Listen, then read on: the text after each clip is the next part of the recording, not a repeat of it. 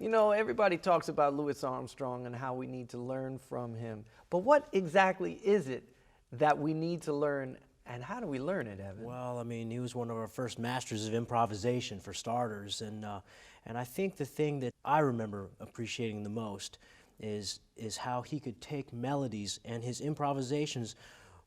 It wasn't so important that you knew a bunch of chords and scales, but I could really recognize that Louis Armstrong was basing his improvisations on the melody.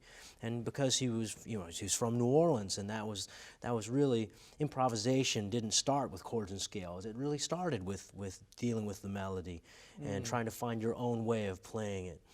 And one of the videos that I like to share with students is that 1933 performance. I love that one. Of Dinah. He's in Europe, and he's playing. It's a really fast tempo, but the band's in two, so you can't really, it's deceptively fast. And the melody he's playing is just floating over the top of it. I love that too. I love that too. And the band is riffing behind him, and he's playing with the melody, he's quoting other songs. Now, for some of us, it might feel kind of untouchable to try to emulate Pops, but have you found ways that you've been able to kind of develop a sense of where he's coming from that have informed your improvisation? You know, sometimes with students that are starting out with improvisation, and I want them to start with the melody, sometimes I just have them repeat melody notes to kind of give it a little more energy and swing.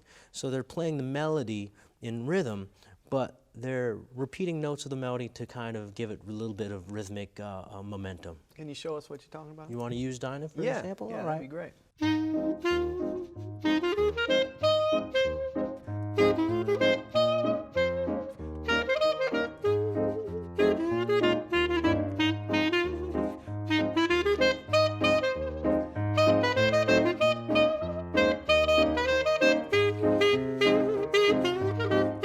Right? So the first time I just played the melody kind of straight. The second time I kind of added notes. I didn't add any notes to the melody, but just repeated the notes to give them a little more. So it's the same pitches that the melody is, but you're just repeating those pitches. Yeah, or you can start to add a few notes, some neighbor tones, and some notes that'll color those melody notes like this.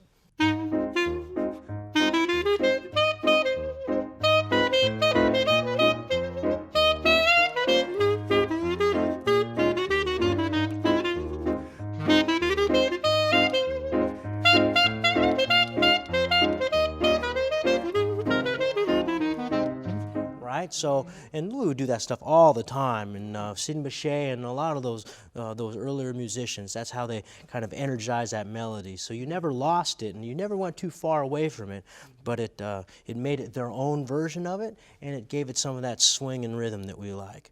You know, and then sometimes they'd actually go the other direction. Instead of adding notes, you could take away notes from the melody.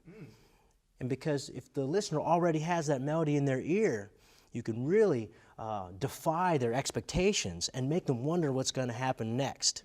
And Louis would do that toward the end of that 1933 version. He's playing single notes, right? But he's placing them in just the right spot, and you always know that the melody's still there, right? Coming out of the bridge, here's the bridge.